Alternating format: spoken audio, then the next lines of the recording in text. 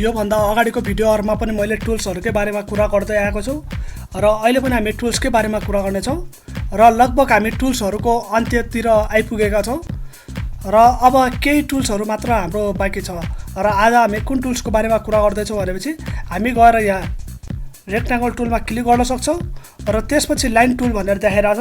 आज हामी लाइन टुलको बारेमा कुरा गर्ने छौं। यो लाइन टुलले के काम गर्छ, कसरी गर्छ भन्ने कुरा हेर्ने छौं। त्यसको लागि हामीलाई एउटा न्यू पेपर अथवा कुनै पनि पिक्चर ओपन गर्नुपर्ने हुन्छ र त्यसको लागि हामी यहाँ माथि गएर फाइल मेनुमा क्लिक गरौँ र त्यसपछि न्यू भन्ने अप्सन छ, यहाँ गएर क्लिक गरौँ र अब हामीलाई यहाँ पिक्सल साइज देखाइराछ। एउटा कुनै पनि साइज हामीले चुज गर्न सक्छौं। यहाँ चाहिँ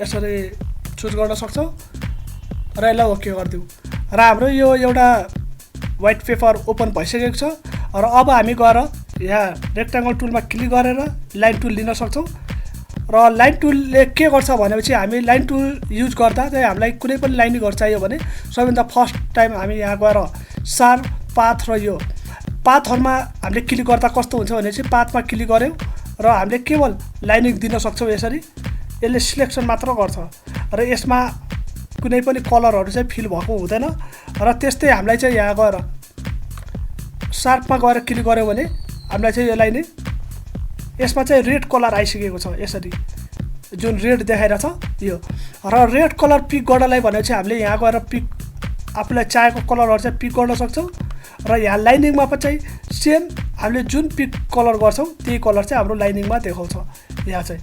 र यसरी चाहिँ हामीले यहाँबाट विभिन्न प्रकारको लिन सक्छौं यहाँबाट र यो नेक्स्ट हामीले यो भन्दा अगाडिको भिडियोहरुमा पनि बुझेका छौं र अब चाहिँ यहाँ हाम्रो यहाँ लाइन टुल मतलब यो स्ट्रोक भनिन्छ। यसलाई स्ट्रोक लाइनिङमा कसरी दिन्छ भनेपछि हामी यहाँ गएर अहिले हाम्रो रेड देखाइराछ, यसलाई चाहिँ हामी यहाँ गएर ब्ल्याक गर्न सक्छौं।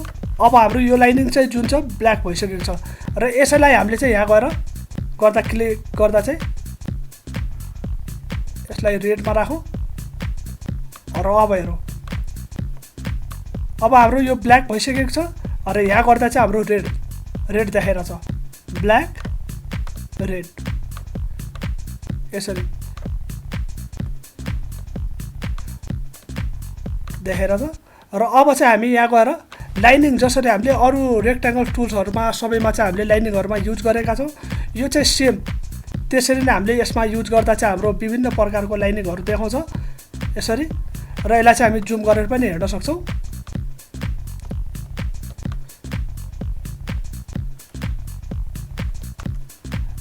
जुम गरेर र अब हामी लाइनिङ टुल हेर्न सक्छौं यताबाट।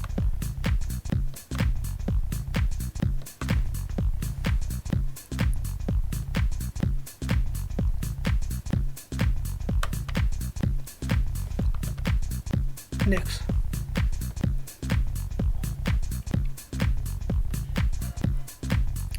यसरी र अब हाम्रो यो जुन हाम्रो यो देखाइराछ यो चाहिँ हाम्रो सिलेक्सन भएको कारणले मात्र यस्तोमा देखाइराछ। यसलाई हामी जुम आउट गरेर पनि हेर्न सक्छौं। यो यसरी राखेछ र अब हामी यो लाइन टुल लिएर हामी यहाँ गएर सिलेक्सन गरौँ र यो सिलेक्सन भइसकेको लागि हामीले चाहिँ यहाँबाट चाहिँ हामीले यसको हाइट यो सबै चाहिँ हामीले यताबाट मिलाउन सक्छौं यसरी र यहाँबाट चाहिँ हामी हाइटहरु यो सबै चाहिँ हामीले यताबाट मिलाउन सक्छौं यसरी यसरी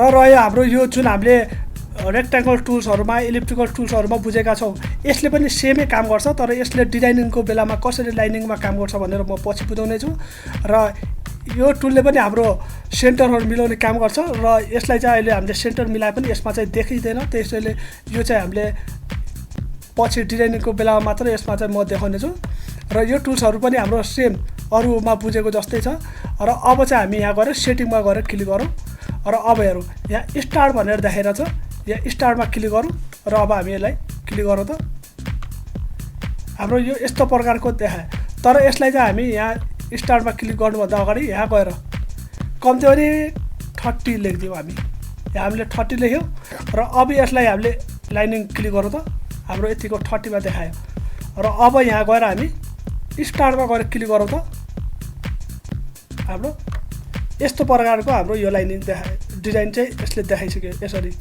र यसैलाई अब हामी क्यान्सल गरौँ फर्स्टमा।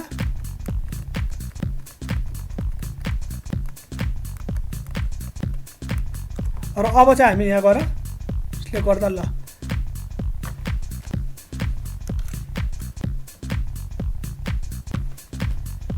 यो चाहिँ हामीले यस्तो प्रकारको हामीले डिजाइन गर्न सक्छौँ यसबाट।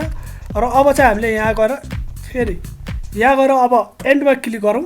र अब यसलाई हेरौँ त यस्तो प्रकारको डिजाइन देखायो। र यसमा चाहिँ हामीले स्ट्रोक पनि राख्न सक्छौँ। यताबाट गएर स्ट्रोक हामीलाई कस्तोमा चाहिन्छ र स्ट्रोक साइज पनि हामीले अलि घटबड गर्न सक्छौँ।